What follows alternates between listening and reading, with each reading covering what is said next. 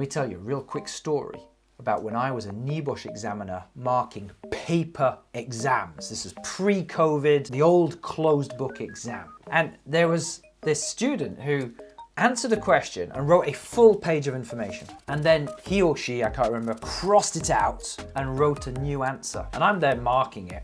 And they're struggling, to be honest. They're not doing very well. And I mark the new answer to this question. And the rule was, if a student crosses it out and then gives a new answer, you only mark the new answer and you don't mark the old answer. But if they crossed it out and didn't give a new answer, you were allowed to mark the thing that they'd crossed out. Anyway, there was a new answer, so I followed the rules and just marked what they'd written. And they failed. And I read the old answer just for a bit of a laugh, and the old answer, which had been crossed out, had enough marks in it that they would have passed their exam.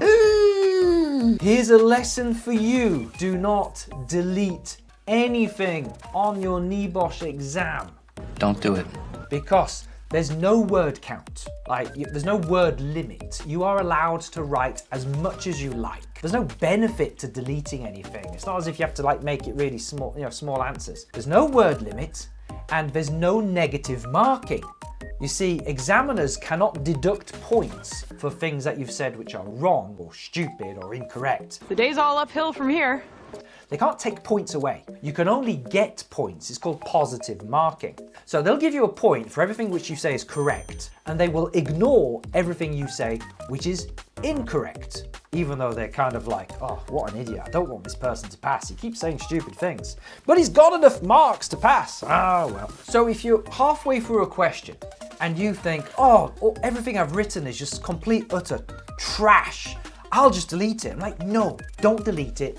Leave it where it is and just start a new answer. Just start answering it in the way in which you think it should be marked. And let the examiner decide what is waffle and trash and what actually is mark worthy. You might be surprised because that examiner might find a mark or two in that bit you were just about to delete.